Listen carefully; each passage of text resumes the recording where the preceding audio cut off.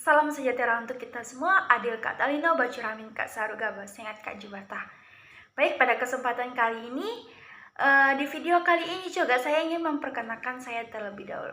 Perkenalkan, nama saya Juniarti Noviana Yosi, mahasiswi kewirausahaan Institut Santi Buana Bengkayang. Pada kesempatan kali ini, saya ingin membahas tentang efisien pasar modal. Di sini pengertian efisien pasar modal adalah informasi yang diperoleh dengan mudah dan murah oleh pemakai modal, sehingga informasi yang relevan dan terpercaya dan telah tercermin dalam harga-harga saham. Tepatnya adalah efisien pasar modal ini dapat memperoleh imbalan normal dengan memilih secara acak saham-saham dalam risiko tertentu. Karena penyampaian informasi begitu sempurna tidak memungkinkan bagi pemodal maupun untuk memperoleh laba ekonomi dengan manipulasi informasi yang tersedia khusus baginya. Baik, di sini juga saya ingin membahas tentang pengertian dari transfer modal. Jadi proses transfer modal ini adalah transfer tidak terbalas, di mana salah satu pihak yang melakukan transfer menyadari dana yang terlibat dengan membuang aset di dalam kurung selain uang tunai atau inventaris. Nah, dengan melepas klaim keuangan atau pihak yang menerima transfer kewajiban memperoleh suatu aset atau kedua kondisi terpenuhi. Transfer modal mencakup pengampunan hutang dan transfer migan. Mereka juga termasuk transfer kepemilikan aset tetap, transfer dana yang diterima untuk penjualan atau akuisisi aset tetap, dan pajak hadiah dan warisan. Baik, di sini saya juga ingin menjelaskan tentang jenis-jenis pasar finansial atau jenis-jenis pasar keuangan. Di sini ada 6 jenis. Pasar keuangan antara lain adalah yang pertama, pasar uang atau di dalam bahasa Inggris money market, di mana pasar uang adalah pasar yang mana barang dagangnya adalah berupa uang. Untuk yang kedua adalah pasar modal, capital market, di mana pasar modal ini merupakan jenis pasar yang memperjualbelikan modal jangka panjang. Yang ketiga adalah pasar valuta asing atau foreign exchange market. Pasar valuta asing adalah pasar yang melakukan kegiatan transaksi valuta asing atau mata uang asing, baik berupa transaksi spot transaction atau forward transaction maupun swap transaction, di mana pasar valuta asing ini merupakan suatu pasar yang ditujukan untuk menukar uang mata uang negara lain, atau karena kan di Indonesia juga banyak pengunjung warga asing, jadi pasar valuta asing ini adalah tujuannya untuk menukar mata uang dari negara lain yang datang ke Indonesia untuk menukarkan ke rupiah. Yang keempat adalah pasar hipotek atau mortgage market, di mana pasar hipotek adalah pasar yang melayani pinjaman untuk lahan real estate atau perumahan, komersial, industri, serta pertanian. Yang kelima adalah pasar kredit konsumen atau consumer credit market, di mana pasar ini merupakan pasar yang melayani pembiayaan pinjaman untuk pembiayaan konsumen atas suatu produk baik yang berupa barang maupun jasa seperti pembelian motor, pendidikan, atau bahkan liburan. Untuk yang keenam adalah pasar komoditas atau future market. Pasar komoditas merupakan pasar yang kegiatannya adalah memperjualbelikan barang-barang komoditas tertentu seperti barang-barang petani. Jadi kayak jual barang kayak pupuk, perlengkapan petani, ya pokoknya seperti itulah. Untuk penjelasan yang berikutnya adalah tentang jenis-jenis institusi finansial. Nah, jenis-jenis institusi finansial ini biasa disebut adalah lembaga keuangan. Sebelum kita masuk ke jenis-jenisnya, di sini saya ingin menjelaskan pengertiannya dulu. Nah, pengertian dari lembaga keuangan adalah lembaga yang memberi fasilitas dan produk di bidang keuangan serta memutar arus uang dalam perekonomian.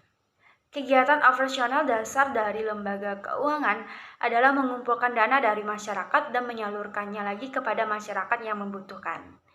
Nah, Meskipun pada prakteknya ada beberapa lembaga keuangan yang hanya menjalankan salah satu operasional tersebut, baik hanya mengumpulkan dana atau hanya menyalurkan dana. Kegiatan mengumpulkan dana dan menyalurkan dana oleh lembaga keuangan yang cukup familiar bagi masyarakat adalah fasilitas penyimpanan dana atau biasa yang kita sebut menabung, dan juga pemberian pinjaman yang biasa kita sebut kredit. Lembaga keuangan ini juga menjadi perantara bagi para pemilik modal yang ingin menyalurkan dananya di pasar modal atau pasar utang agar dananya bisa berkembang lagi. Hal ini dikenal oleh para masyarakat disebut investasi, di mana tingkatan keuangan ini dianggap lebih menguntungkan dibanding hanya membiarkan dana mengendap tanpa diolah lagi, gitu. Dan selain itu, lembaga keuangan juga memberi jaminan secara hukum dan keamanan dalam memberi fasilitas keuangan. Lembaga keuangan memiliki payung hukum serta diatur oleh regulasi pemerintah sehingga dalam praktik pelaksanaan kegiatannya lebih aman. Dengan begitu, masyarakat merasa lebih terjamin dan tenang dalam mempercayai uang mereka untuk disimpan atau dikelola oleh lembaga keuangan. Jadi untuk para masyarakat yang ingin menginvestasi atau menyimpan uang yang biasa kita sebut menabung atau kredit, tenang saja, lembaga keuangan mempunyai wewenang untuk mempercayai kita dalam menyimpan atau meminjam uang kepada mereka. Atau yang ingin mengelola usaha atau mengelola modal seperti investasi, lembaga keuangan bisa mempercayai bahwa uang yang kita tabung itu dapat dikelola dengan baik oleh mereka. Gitu. Nah, untuk jenis-jenisnya sendiri di sini ada 3 jenis lembaga keuangan. Yang pertama adalah bank sentral. Nah, bank sentral ini merupakan bank yang memiliki wewenang sekaligus tanggung jawab dalam bidang moneter dan perbankan di suatu negara. Dengan begitu, bank sentral berperan penting dalam mengawasi dan mengatur bank-bank lain yang beroperasi dalam negara tersebut, yaitu di Indonesia. Bank sentral dijalankan oleh Bank Indonesia yang memiliki tujuan tunggal, yaitu menjaga kestabilan nilai rupiah baik terhadap nilai barang dan jasa maupun mata uang asing. Untuk yang kedua adalah lembaga bank umum. Berbeda dengan bank sentral yang mengurus bidang moneter secara keseluruhan. Nah, bank umum ini langsung berurusan dengan masyarakat dengan fasilitas dan produk yang dimilikinya. Kegiatan yang dilakukan oleh bank umum antara lain adalah menghimpun dana dalam bentuk simpan, memberikan pinjaman, menerbitkan surat pengakuan utang, menyiapkan barang dan surat berharga, serta menerima pembayaran tagihan dan lain sebagainya. Selain itu, bank umum juga melakukan kegiatan dalam valutas asing, penyertaan modal, dan mengurus dana bank pensiun. Untuk yang ketiga adalah bank perkredit rakyat atau yang disingkat BPR. Nah, jika dibanding dengan kegiatan yang dilakukan oleh bank umum, BPR memiliki cakupan yang lebih sempit di mana tidak ada pemberian jasa dalam lalu lintas pembayaran. Dengan kata lain, BPR hanya menerima simpanan dalam bentuk tabungan dan deposito serta memberi pinjaman. BPR tidak dapat melakukan penghimpunan dana melalui simpanan giro dan melakukan kegiatan valuta asing, asuransi, serta penyertaan modal. Nah, kegiatan yang membedakan antara lembaga bank dan non-bank adalah proses penghimpunan dana yang melakukan oleh masing-masing lembaga. Lembaga keuangan non-bank merupakan melakukan penghimpunan dana langsung dari masyarakat seperti yang dilakukan oleh lembaga keuangan bank. Jadi, tidak menghimpunkan dalam bidang simpanan seperti tabungan dan deposito, melainkan dengan mengeluarkan surat-surat berharga. Gitu. Untuk penjelasan yang terakhir adalah pengertian dari pasar modal. Nah, pengertian dari pasar modal ini merupakan tempat bertemunya dua pihak, yaitu investor dan emiten. Investor berperan sebagai pihak yang memiliki dana, sementara itu emiten merupakan sebuah badan usaha yang membutuhkan modal dan mengeluarkan surat berharga untuk diperdagangkan. Nah, selain itu, melibatkan investor dan emiten, kamu juga akan menemukan beberapa pihak yang yang berurutan berpartisipasi di dalam pasar modal. Nah, mereka ini berfungsi sebagai pihak yang menemukan antara investor dengan emiten. Dan di sini juga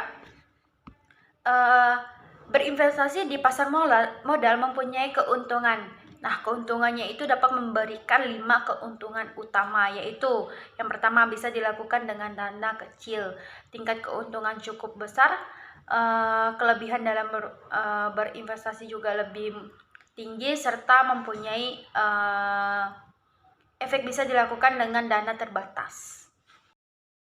Sekian dari penjelasan tentang efisien pasar modal. Semoga dapat bermanfaat untuk kita semua. Di akhir kata saya ucapkan terima kasih.